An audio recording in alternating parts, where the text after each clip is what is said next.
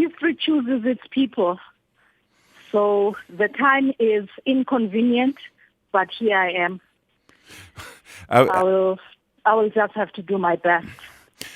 Just tell us a little bit about your background as well, where you've spent your career, and what in your background has prepared you for the very tough times ahead. Okay, I'll start by saying that I describe myself as a banker. My recent experience has been with Standard Bank, but I've also worked with the World Bank. And my work has focused on development finance, and the public sector.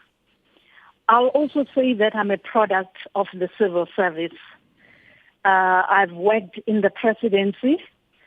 I've also worked in the Gauteng province and also in the National Treasury.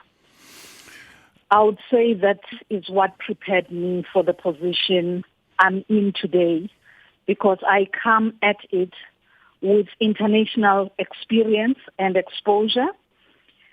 On the international side, I've been in a number of situations where we've dealt crisis.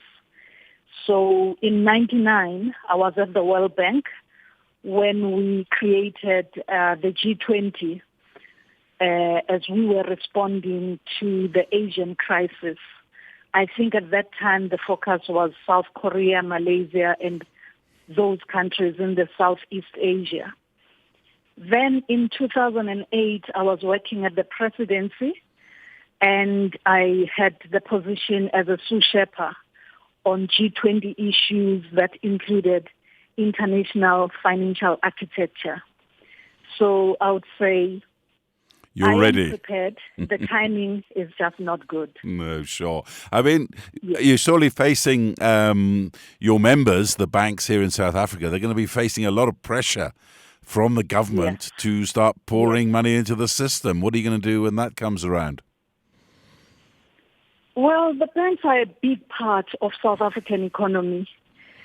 So I would say what we need to do is to be firstly supportive of what the government has put in place, starting with measures for COVID-19, but also going into supporting the economy, because our real focus is inclusive growth.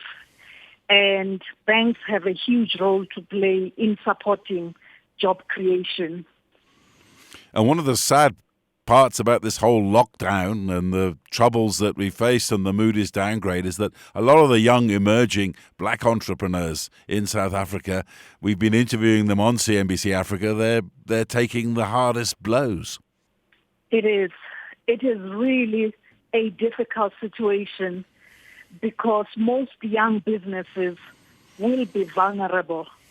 And they are vulnerable because of the recession, and where you have cash flow concerns and you've got maybe let's call them cash flow constraints, it would be very difficult to face the current conditions. And what changes do you think can be brought about? You mentioned obviously inclusive growth, that's one of your mandates, but what changes would you like to see in the banks of South Africa to help deal with this strange new landscape that we have? The banks are doing quite a lot at the moment.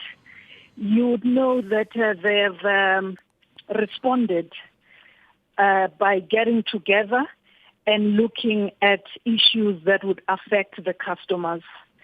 And they've put the debt relief measures which are out, and they've targeted the customers in a way that is very transparent in terms of what needs to be done if you're a customer that is in good standing, and if you're a customer that was already having problems, or companies that are in debt review, and these measures are very extensive.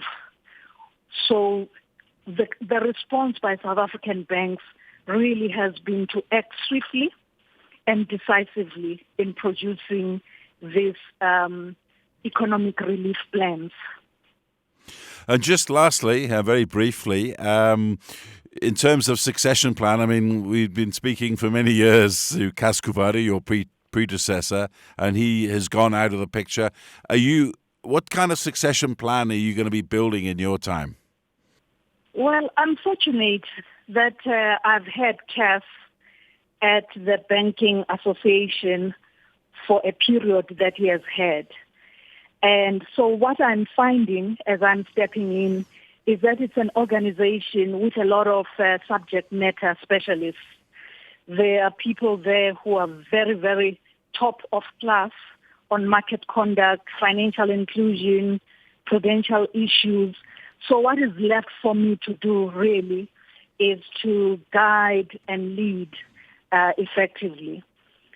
As to my own successor, I would say the first thing that I have to do is just bed this down, the period that we are in, and then be in a mood of skills building and grooming the next generation.